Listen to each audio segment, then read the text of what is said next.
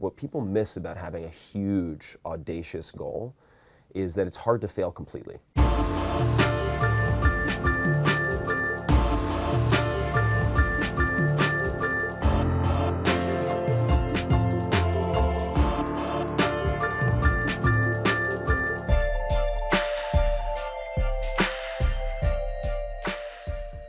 I'm really thrilled to have you in my office. Thank you for having me. You're such an interesting character to me. I look at your story and it seems like you were on, at one point, a completely different path and you had sort of like a breakdown of sorts, or you just said, I'm done with this. Well, I feel like I have a midlife crisis every 6 months or so. Every 6 months? But in 2004, I was definitely just a few years out of school. 5 years out of school at that point, and working myself to the bone in Silicon Valley, doing the usual shtick 24/7, and had a soon-to-be fiance, or so I thought, walk out, and then complete meltdown ensued, and then did a walkabout around the world for about a year and a half.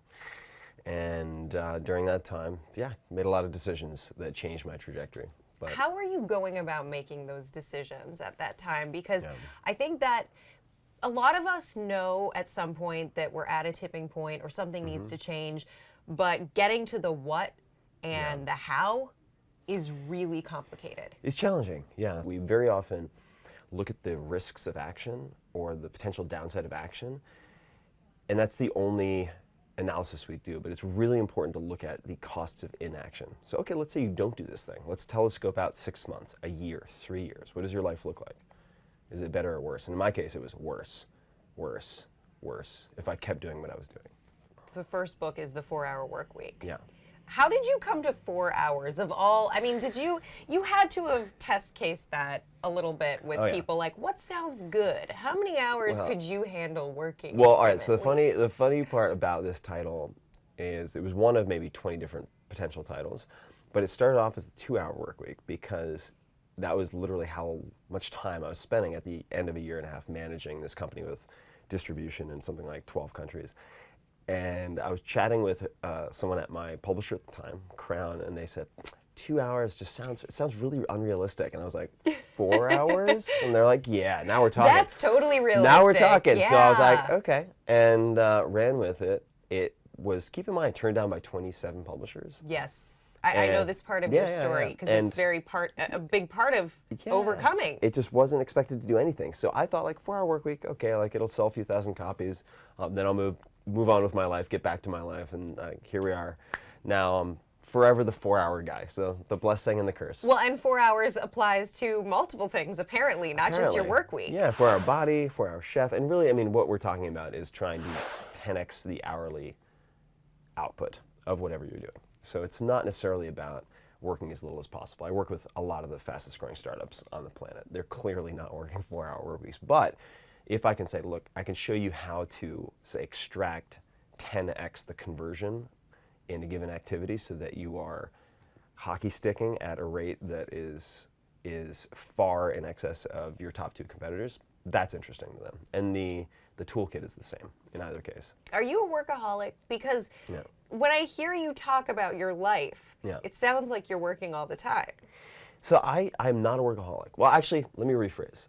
I think that kind of like being an alcoholic, like once a workaholic, always a workaholic, in the sense that you don't want to go where it's slippery if you don't want to slip. So I have to have coping mechanisms. I will set extended periods off the grid and vacations as far as a year in advance. And what's important to realize too about doing that, the benefit is not just that you can defend yourself against your lesser self, this workaholic, who just wants to drive, hard charge at all costs. You also get the benefit of anticipation, which is like 90% of the experience. When you have a year to look forward to something, it improves your day-to-day quality of life tremendously. So I block out a lot of that. I also, for instance, will take Saturdays or my screen-free days, no computers, generally no apps unless I need it for transportation, like Uber or Google Maps or something. You kind of, at this point in time, you need those. But that's my screen-free Saturdays. So that is what it is. You always ask people about their routines, their morning routine. So I want to know, what's your morning routine? Yeah, I wake up I make my bed, do 20 minutes of meditation, generally transcendental meditation. I might use something like Headspace. That is very important for me, just to rehearse being non-reactive so that I'm more proactive and less emotional during the day. So I'll do that. Then I'll make tea, and the tea is very specific, which is pu'er tea, which is black tea, plus a pinch of dragonwell green tea, plus turmeric and ginger. And then once that's steeped, which only takes about, let's say, 30 to 60 seconds for the first steeping, I will add 1 to 2 tablespoons of coconut oil. All of that is for optimizing brain function in the short and long term. Then I'll sit down and I'll do morning journaling. And that either takes the form of something called morning pages, which a lot of creatives, like superstar screenwriters and producers and artists recommended to me, which is really profound, or something called the 5-minute journal, which is 5 minutes in the morning, so pre-game prep, and 5 minutes at night, which is post-game. And that's my morning routine. You do this every day? I do those elements almost every day. But the way I look at almost all these things is it's not 100% or 0. So if I get even 1 or 2 of those, ideally 3, and there are a few other components, but like if I knock off 3 of those, the likelihood of me having a home run of a day, or a day that I consider a home run, is twice what it would be otherwise, 3 times. You got to have the tea, though. The tea is a must. I love the tea. But otherwise, I would just say, in general, another pattern is that the people I interviewed, whether their morning starts at 4 a.m. or 11 a.m., if you win the morning, you win the day. I love the podcast, too, because you take problems, essentially the questions that you're facing, and totally you're just my like, problems. who do I call to solve this problem that I'm having that's probably universal? And you just find people who are the best people to give you those answers. Yeah, and they're super. I don't even worry about they might be universal part. I mean, literally, I had a couple of challenges with, not major challenges, but I adopted this puppy named Molly, and I thought that almost every book on dog training was pure garbage. They were just completely made up, nothing to back them up. You're just looking for free help. I'm just looking for free help. So the podcast is really my way to get free help. Sounds like you're living the dream. I'm having a blast. The podcast is my favorite part of writing without the writing. I do all this research. And then I kind of promised myself I wouldn't write more books. And why is that? They're hard. I find writing really hard. I find it really punishing, and I spend a lot of time in my head as it is. And it's healthy for me to interact with other people. But when I'm isolated for long periods of time to write, I find it really emotionally challenging and psychologically challenging. But I set aside a month to go through all of my notes from these podcast guests. Some of it was the transcripts, like 10,000 pages, but literally. But wow. Other parts were these conversations or collaborations I had with all these people after the podcast. So a lot of it was not from the podcast. And I wanted to just create a cliff notes for myself. All of the sort of highest impact tactics and routines and so on that I wanted to refer to constantly. And I got halfway through it and I was like, okay, this thing's 150,000 words and it's for myself. Like, this is what my readers and listeners want, and that's how Tools of Titans actually came to be. So here we are. Of all the Titans that you've spoken to over the years, names that you would all know. Yeah. Arnold Schwarzenegger. Jamie Foxx, Edward Norton. You've got the celebrities and then a bunch of folks you might not know, like black market chemists and super athletes that you should know about. Hospice doctors who've helped 1,000+ people die and have actually learned a lot about how to live, that kind of stuff. So it's all of my favorite gems and actionable tactics from all of those people. On how to live your best life, essentially. Yeah, in 3 sections, healthy, wealthy, and wise. So it's how to optimize all 3 of those things for yourself. You get into the process with your guests a lot. For you, what is your process? You said you had 10,000, is that it? Yes. 10,000 pages? At least 10,000 pages. At least 10,000 pages. So how do you even attack the idea of the book? Do you think first headline, this is the book that I want to create, and how do I do it, and back into it from there? It's very similar to how I choose my podcast guests. So I was given advice very early on by a guy who most people don't know by name, named Cal Fussman. He's the most incredible interviewer I've ever met.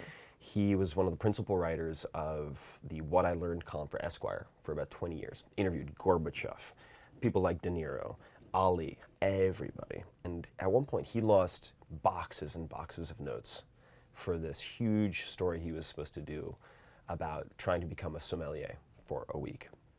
And he was devastated. They all got mildewed and black.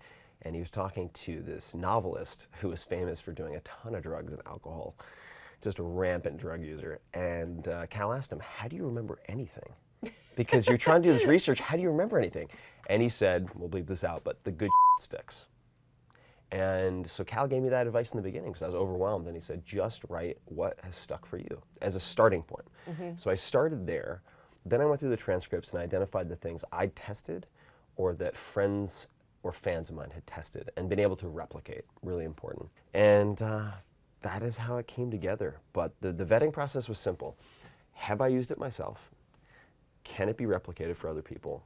And is it something that's very, very specific? And I find this as a content creator myself, you want to get into those specifics and then you start to actually listen to the specifics back. Yeah. And it's so in the weeds at a certain point, you wonder if the audience is still there with you. So, all right, this is funny. So I, in the very beginning, was super nervous about doing the podcast, which I just did as a break from writing. I just wanted to be myself and have wine with my friends and get stupid and see what happens. Wine is an ongoing theme here. It is. I like this. wine. I like wine. But I got sloppy in the first few episodes. It's really embarrassing. If you wanna hear a bad example of how to do a podcast, listen to the first episode of the Tim Ferriss Show with Kevin Rose. It's atrocious. But the point being that we got really into the weeds repeatedly. And I remember I would be interviewing folks like Derek Sivers, who's an incredible entrepreneur and really like a philosopher king in a lot of ways, just a fascinating guy. And we could certainly talk a lot about him. I've learned a lot from him. But we got to maybe hour, I don't know, 2.5, 3. And he said, no one is listening. If people have questions, here's my email address. And I told him, I said, you don't want to give out your email address. Wow, but at that point in the interview, maybe no one was listening. He's like, we're 3 hours in, we've been getting so deep in the weeds, no one's listening. He had to change his email address because he got thousands of email. I'm like, I told you, people do listen. And here's the thing, when you're working with audio, it's different than video, but audio is a secondary activity. People are running, they're walking the dog, they're washing the dishes, they're cooking, they're doing almost anything and listening. So they will stick with you if your stuff is good, or if it's at least has portions that are good. That's been part of the challenge for me, is just how do you do one take and not really edit and make something interesting for 2.5 hours. What's the worst advice you've ever received? I'll give you a very specific example, but I think you can generalize it.